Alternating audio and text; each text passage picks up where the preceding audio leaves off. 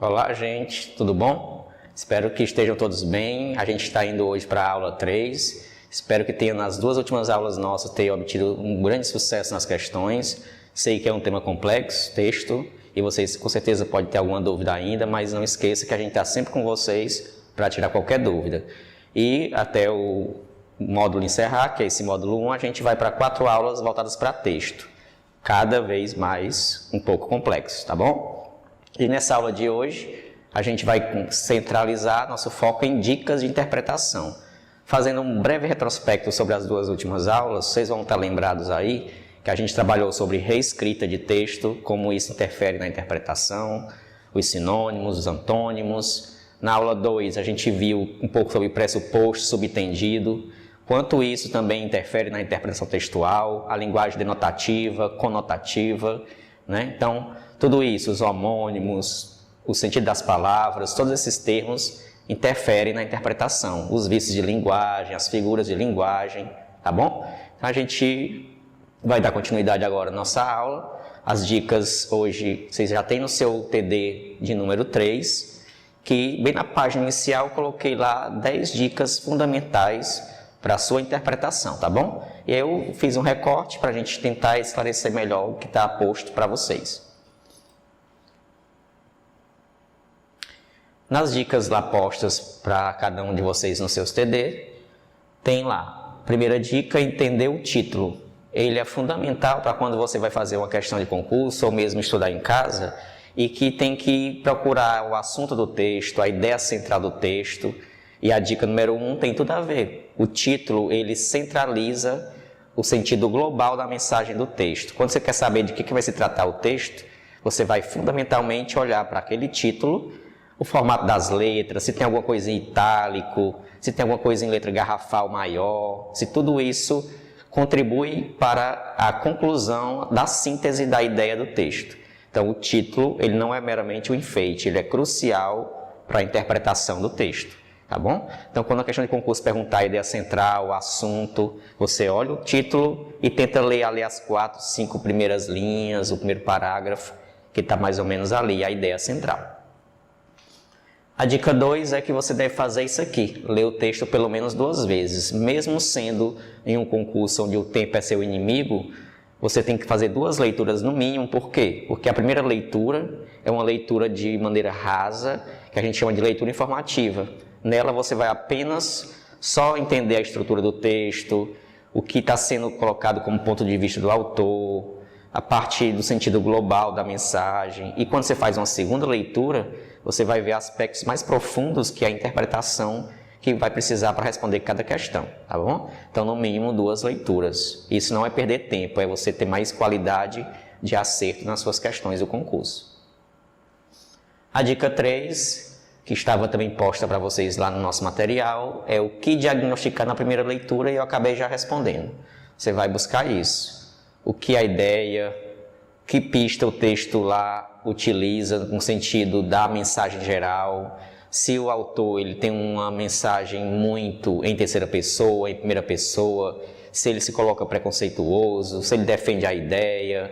Então a primeira questão é essa, você diagnosticar isso. Se a estrutura é em poema, se é em prosa, se é em verso. A gente vai ver isso nas questões posteriores do próprio TD, onde se fundamenta cada uma dessas dicas aqui, tá bom? Na dica 4, o que diagnosticar na segunda leitura. Como eu disse, ela é uma segunda leitura, mas de maneira mais profunda.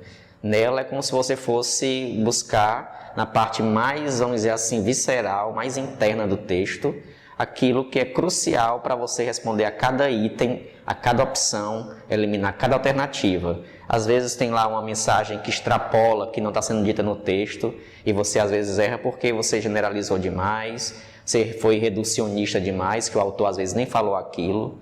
Então a segunda leitura serve para isso, para você grifar partes importantes, tá bom? Na nossa quinta dica, comparar a afirmação de cada alternativa com o texto. Quando você vai responder uma questão de concurso, você vai estar ali diante de 6 textos. Por quê? Que é o texto puramente dito do concurso, da questão da prova, e lá vai ter as opções A, B, C, D e às vezes até a letra E, dependendo da banca. E cada opção dessa é um texto que você tem que analisar. E para isso você tem que fazer isso aqui, comparar cada frase que está lá nos itens A, B, C, D e E e confrontar com a ideia colocada no texto. E para isso você tem que fazer essa leitura mais aprofundada, mais metódica, como a gente conversou. Então você tem que ficar sempre na questão do equilíbrio, preocupado com o tempo das questões, que eu já falei que em média uma questão boa de concurso, você deve demorar no máximo 3 minutos. Isso dependendo da quantidade que aparece, mas a média é essa, 3 minutos e 19 segundos por questão. 6. Sempre realizar as questões de interpretação de texto por eliminação de alternativas. Você vai buscando nas opções aquilo que já descarta a resposta. Muitas vezes como eu falei anteriormente, tem uma palavra que reduz ou que generaliza. Quando diz assim, os brasileiros adoram futebol. Se uma opção tiver lá, todos os brasileiros adoram futebol, isso está errado. Porque o texto só afirmou que os brasileiros gostam. E na opção está dizendo que todos gostam. Então, todos é uma opção que está muito genérica, está abrangendo muita gente. E o texto só diz que os brasileiros, não está dizendo se é todos. Então, isso é importante, você interpretar e eliminar cada item desse. Outra questão fundamental, e que a gente vai ter uma questão para responder já do seu TD também, é isso aqui.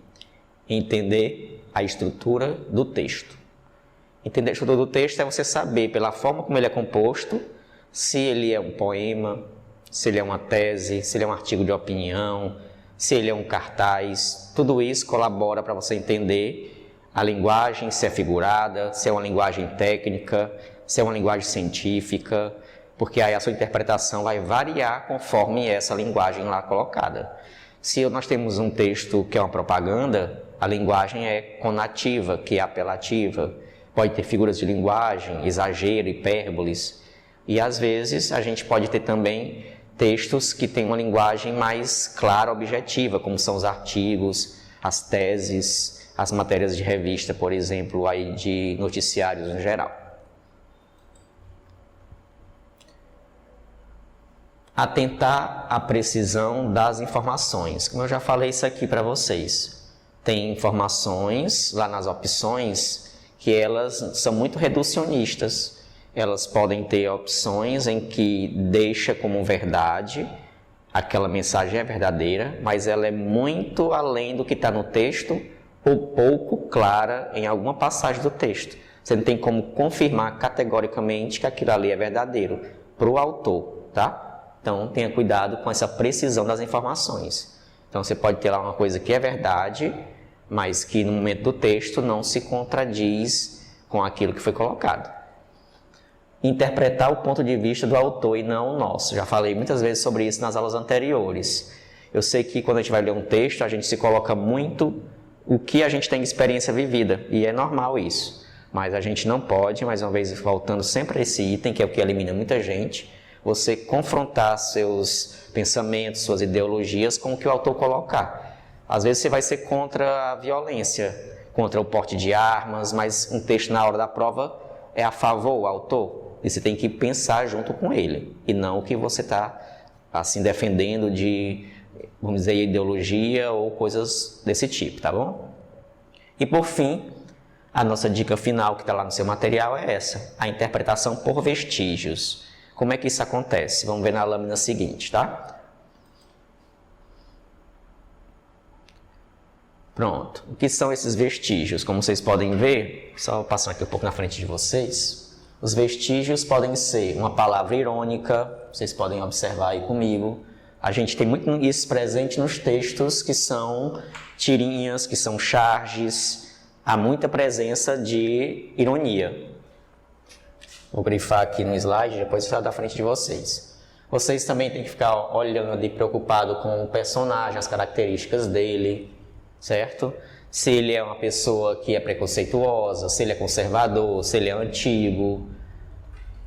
Fique também antenado com o vocabulário que ele usa, certo? As figuras de linguagem, certo? Se o texto está em primeira pessoa, ou seja, o autor falando com sua própria, linguagem, ou em terceira, falando de alguém. Então, tudo isso são vestígios que nos levam à boa interpretação. Então, quando você olha a fonte, o período que foi escrito, né? Tudo isso colabora para a sua interpretação, tá bom? Então, interpretar texto não é puramente uma tarefa simples. Exige de você dedicação, atenção, uma boa memória para reter o que você leu, tá certo? Vamos dar continuidade então na próxima lâmina. Lembrando que esses materiais estavam no seu TD, é só dar uma lida. E aí esse cantinho também que eu destaquei aqui está no seu material e que é importante a gente frisar. Quando o autor quer transmitir uma informação importante e quer prender a atenção do leitor, seu título é mais chamativo, isso é importante vocês estarem atentos. O parágrafo geralmente traz uma informação que é a mais importante, em que ele vai depois comentar, discorrer, é o que a gente chama de tese. Tese é a ideia central que ele diz e depois ele vai colocando pontos para argumentar aquilo que ele defende. A gente vai ver isso claramente em uma questão que eu separei para vocês, tá bom? E aqui, como eu falei, né, o parágrafo inicial ele traz informação importante e em seguida ele coloca os elementos que vão comprovar aquilo que ele defende, tá bom? Então vamos prosseguir agora. Eu trouxe alguns recortes de algumas coisas importantes para a gente analisar no texto e por fim a gente responder depois umas questões do próprio TD que eu recortei para vocês. Falando de interpretação, né, como a gente falou sobre subtendido, pressuposto, falamos sobre tipologia, funções da linguagem, são tantas coisas e a gente precisa às vezes dessas ferramentas para entender um texto. Então aqui, quando a gente tem essa mensagem, os políticos corruptos devem ser punidos. O que a gente pode inferir, deduzir, achar, concluir dessa mensagem? Que todos os políticos são corruptos e devem ser? Ou somente os políticos corruptos? Veja que eu falei que às vezes tem opções que não está errada, mas pode extrapolar ou reduzir o texto. Então aqui ele está dizendo, os políticos corruptos devem ser punidos.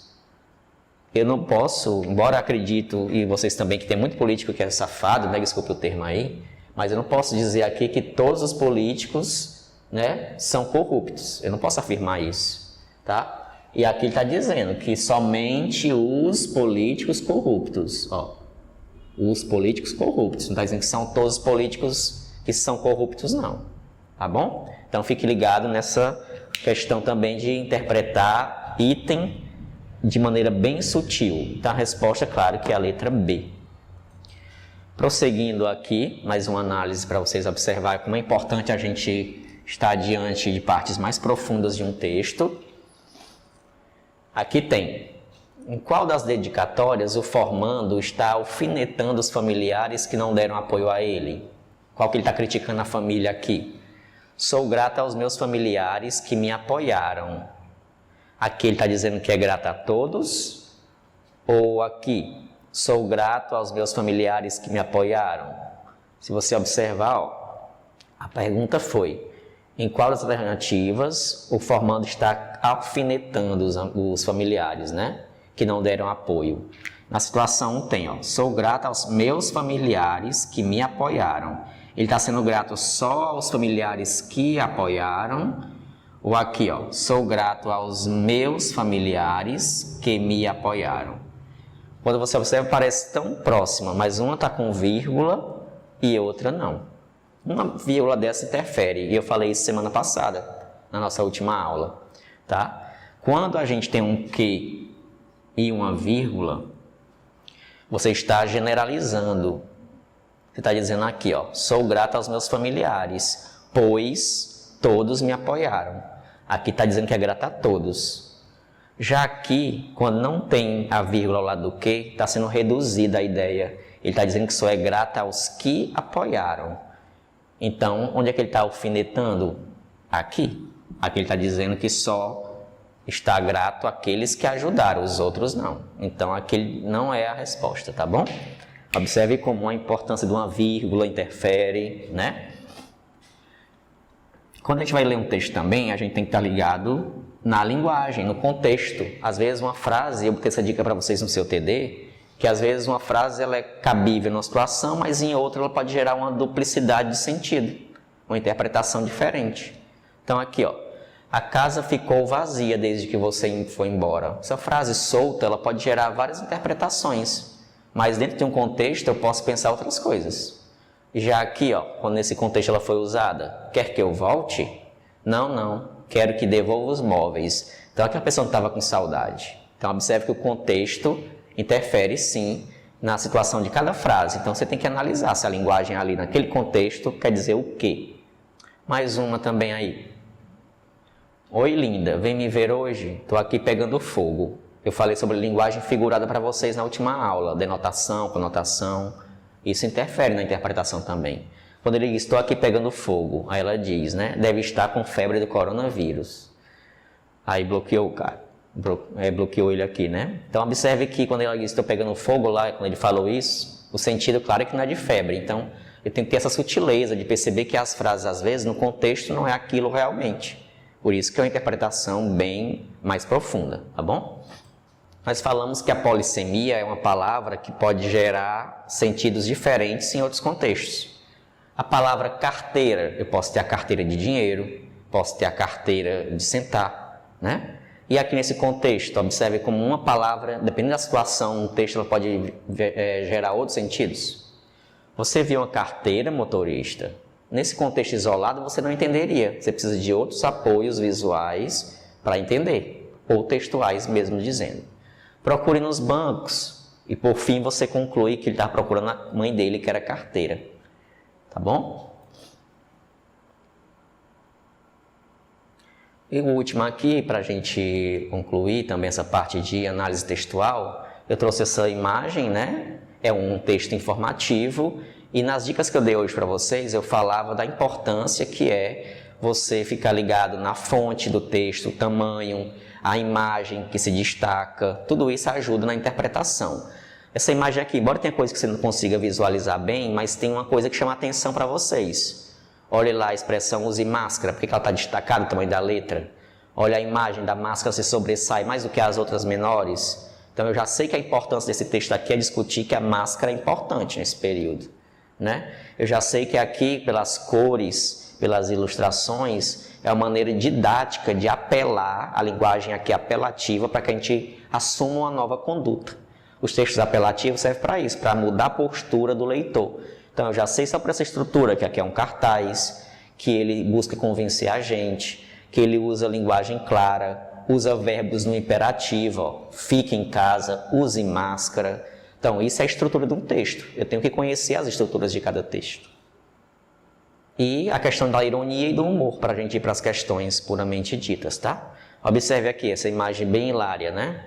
Mulher dispara 17 tiros contra o marido, mas milagrosamente nenhum acertou. Aí você fica dizendo assim, o que eu posso compreender daqui? O texto tem a parte que a gente entende, que está explícito, e a parte que não está. E às vezes a ironia parte disso, da parte que está mais escondidazinha no texto. Aqui uma pista de que ela não acertou é o próprio olhar. Ela é estrábica, né? Ela tem a questão que a gente chama de vesgo. E isso interferiu e gerou essa interpretação, tá bom? Por fim, a gente falou nas nossas aulas anteriores que conhecer os conectivos, conhecer as conjunções, e já fazendo um spoiler, nossa aula 4 vai focar essencialmente aqui, tá? A gente vai trabalhar muito sobre isso na próxima aula, os mecanismos de coesão. Aí ele pergunta lá, a palavra afinal em destaque. Afinal, sou humano. Essa expressão da ideia de condição, consequência, conclusão, conformidade ou concessão. Para quem tem dúvida, essa palavra concessão quer dizer exceção, fugir à regra. Quando eu digo assim, mesmo triste, fui visitar a namorada. Quem está triste às vezes gosta de ficar só, né? Mesmo doente, fui à praia. Quem está doente não costuma ir à praia, então isso é uma concessão. É você não seguir o padrão das coisas. Quando ele diz afinal é uma conclusão, tá bom? Então vamos para as questões agora, tem outros materiais aí que vocês podem depois visualizar no slide. Só queria dar essa dica final para vocês de vocabulário que às vezes ajuda no texto e que é importante saber. Muita gente me pergunta lá no WhatsApp, professor, como é que eu sei a diferença de demais e demais? Muito fácil. O demais junto você usa para indicar intensidade, certo? E o demais separado indica quantidade. Numa linguagem mais fácil, quando é que você pode usar um e outro? O separado você usa sempre quando tiver um substantivo. Ele comeu hambúrguer. Hambúrguer é um substantivo. Então, ele comeu muito. Então, aqui você vai dizer que ele comeu demais, separado. Mas se eu dissesse assim, eu estou triste, aí você vai dizer, triste demais. Como é que você vai escrever? Triste não é nome de coisa. Então, você vai colocar demais junto, tá? Uma dicasinha para ajudar. Então, demais separado ao lado de coisas e demais junto é intensidade, é um advérbio. Só mais um exemplo. Eu comi açúcar demais. Pense aí, eu comi açúcar demais, separado ou junto? Esperamos que você tenha respondido aí que seria separado, porque açúcar é nome de uma coisa, tá bom? Então vamos para as questões agora? Pronto, eu separei para vocês algumas questões curtinhas, que vocês vão estar lá apoiados no material para depois discutir, tá bom? Então aqui eu escolhi essa questão, se eu não me engano, de número... Vamos só passar outra lâmina, acho que é a questão 7. Isso. Olha aí o que pede a questão. A ideia central, eu falei isso hoje na aula, a ideia central do texto. Como é que a gente descobre isso? Você olha o título do texto, certo? E também você olha a tese. O que é tese? É aquilo que o autor defende. E você encontra isso nas 3 primeiras linhas. Então aqui está perguntando a ideia central. Quando pergunta isso, tenha muito cuidado que é uma questão difícil. Porque quando pergunta a ideia central, tudo aqui é verdadeiro. Tudo tem a ver com o texto. Tudo está lá. Porém, ele quer o que seja a ideia essencial. Tudo isso aqui você vai encontrar e vai descobrir que é verdade. Tem lá dizendo. Mas o que é central? Vamos descobrir isso no texto, voltando lá. Vamos lá. Observe aqui, ó. Atualmente, o maior entrave da justiça brasileira é a morosidade. Eu vou grifar. Isso aqui é o que a gente chama no português de tópico, frasal ou tese, que é aquilo que o autor defende. Você já observa aqui que, para o autor, ele diz que o problema da justiça é a morosidade. E o que é morosidade? O que é uma coisa morosa? Demorada. Então, eu já sei que a ideia tem a ver com isso aqui. E aí ele vai constituindo as ideias dele, ó, alimentando o que ele defende. Ele está justificando isso através de que pistas? Ó? A falta de agilidade compromete a cidadania, né? De um país desigual, a distribuição da justiça, né? É um fator que diferencia os cidadãos. Você sabe que tem gente que tem mais acesso à justiça, outros não. Então, a resposta que a gente vai agora observar na questão tem a ver com isso aqui, nas 2 primeiras linhas. A resposta é a letra que fala de morosidade, letra E. Tá? Então, aqui tudo é correto, porém, o que aborda a essência do texto é a letra E. Vamos para a questão seguinte.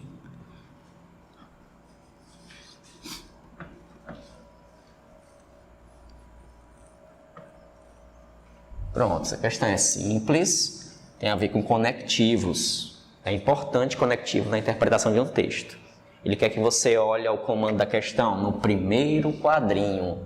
Então, eu só preciso ficar olhando para cá. Não precisa perder tempo olhando outras coisas. Por isso que é importante você estar atento aos comandos. Ele quer que você analise o que está sendo dito. Já que sua mãe está doente, hoje eu farei o jantar, né? Ele quer saber que ideia dá essa mensagem. Se você observar as opções, finalidade, modo, conclusão, proporção, são coisas que não se encaixam. Você observar aqui, o que vem acontecendo primeiro? Foi a mãe adoecer ou ele fazer o jantar? Você vai perceber que ele vai fazer o jantar porque ele percebeu que a mãe estava doente. No caso, a esposa dele, né? Então, aí é causa e consequência. Uma coisa gerou a outra. A resposta é a letra A. Causa é um fator inicial e consequência é um fator posterior. Aqui, por que não é proporção e explicação? Ele até explicou que vai fazer o jantar porque ela está doente, mas não é proporção. Proporção tem a ver com quantidade. E não é isso aí que acontece, tá bom? Podemos passar. Pronto, eu falei uma dica de hoje para vocês estarem atentos à estrutura dos textos. Um texto poético, como é aqui o caso, a sua linguagem tem que ser diferente na interpretação. A linguagem é figurada, é um texto mais profundo, tá bom? Observe aqui.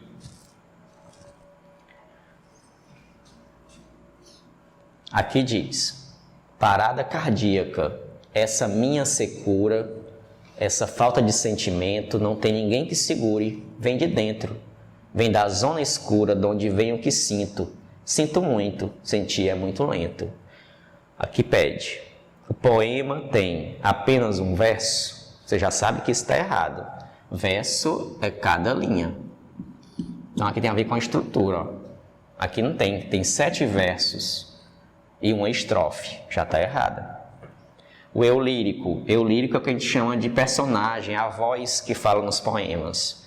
Mostra o descontentamento com a própria falta de sentimento, né? Se você observar aqui, ele diz, ó, essa minha secura, essa falta de sentimento, não tem ninguém que segure.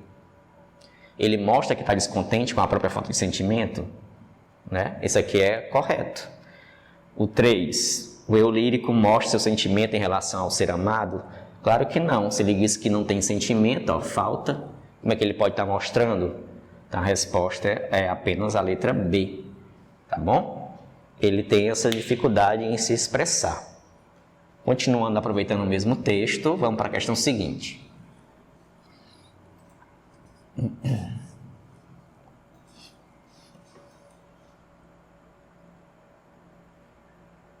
Pronto. Ele queria que você analisasse a expressão sinto muito. Diante disso, no poema aparece sinto muito no sentido de pedir desculpa. No poema aparece com sentido de sentimento exagerado. Ou no poema não dá para a gente saber porque ficou um duplo sentido. Quando ele diz lá, sinto muito, sentir é muito lento. Ele está se desculpando com você. Então a resposta aqui é a letra A. Tá bom? A gente vai agora para a questão de número, só um minuto, 24, né? Então vocês têm esse textozinho aí, tá? A gente vai para responder 2 questõezinhas dele, que a questão é essa. No primeiro parágrafo, ao descrever a maneira como se preparam para as suas férias, a autora mostra que seus amigos estão como? Como é que ela consegue descrever os amigos pelo que está posto no texto? Eles são tranquilos, descuidados, estão apreensivos, indiferentes com a viagem, relaxados? Vamos voltar para o texto para a gente descobrir isso. Bem aqui se fundamenta a resposta.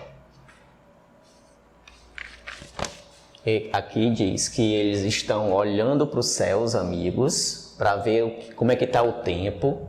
Eles estão pensando nas estradas, pensando nos bandidos que podem aparecer, milhões deles, barreiras, pedras soltas. Você observa aqui então que tudo isso é coisa negativa.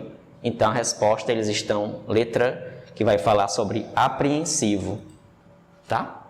Viu como é importante grifar no texto onde se fundamenta as respostas? Então a resposta, letra C. Vamos só para mais 2 questõezinhas para a gente fechar nossa aula de hoje. Ainda sobre esse mesmo texto, olha o comando, ó. De acordo com o texto. Então sua opinião não vale, é de acordo com o texto. Pode-se afirmar que, assim como os amigos, a autora viaja para quê? Por que ela queria viajar? Está muito clara a resposta, né? Visitar um local desconhecido, escapar do lugar em que está, reencontrar amigos, praticar esporte, dedicar ao trabalho. Observa no texto, vamos voltar um pouco.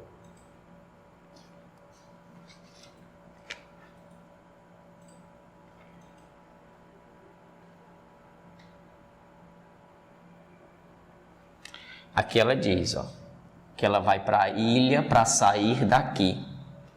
né? Então ela está querendo descansar, conhecer, voltar a visitar as lagoas verdes e azuis, o silêncio dos bosques. Então aqui eles estão buscando, né, descanso, já que eles estão cansados de tanto trabalho. Observe que eu vou grifando, ó, onde fundamenta minhas respostas. É isso que você deve fazer nos seus estudos. E vamos só para mais uma questão, tá? Separei outras, mas o nosso tempinho está encerrando, então a gente vai selecionar uma mais que talvez vocês ficaram com dúvida aí, tá bom? Lembrando que nossa próxima aula ainda vai continuar sobre esse assunto, e aí depois partiremos para a gramática puramente. Não é só, como vocês estão observando, o concurso estudar só texto e também não só gramática. Tá bom? Então a gente respondendo essa daqui, ao descrever a ilha, né? Que ela diz que vai aqui, ó, à beira dos lagos verdes e azuis, o silêncio cresce como um bosque. Ela vai viajar para um lugar como? A resposta, claro, que vai ser bucólico e sossegado. E o que é bucólico? Um lugar que tem a ver com campo, zona rural, tá bom? Então vamos para a nossa última questão, que é a 27, que é bem miudinha. Pronto, essa daqui. O pato tem uma glândula que deixa as penas lubrificadas, né? Você sabe que as aves, algumas delas, como é o pato, tem um óleo nas penas que contribui para isso, o pato não afundar. Assim, por isso, o pato não afunda. Você já observa que aqui se fundamenta uma conclusão que eu posso chegar, tá bom? Vamos lá para a questão. No texto, a relação de sentido entre o primeiro quadrinho e o segundo, que eu acabei de dizer, dá uma ideia de hipótese. É uma pressuposição, é uma certeza, que seria ratificar e confirmar, deduzir e achar, concluir ou exceção. Se o pato tem glândulas lá e ele não afunda, isso é uma exceção? Isso é um achismo que eu vou concluir? Não, claro que é uma conclusão, que é uma certeza. Tá bom? Então, nossa aula de hoje está chegando ao fim. Espero que esse momento tenha sido um pouco esclarecedor ou muito para vocês. E lembrando, texto sempre precisa de atenção, de repetição, de treino. E claro que algumas coisas aqui vocês observaram que vão ficar em dúvida, como alguns me procuram no WhatsApp também. Mas é assim, constância, persistência, estudo. Então eu desejo aqui a vocês um próximo encontro, uma boa aula. Estude, que a vida exige muita gente, tá bom? Então, até a próxima e abraço.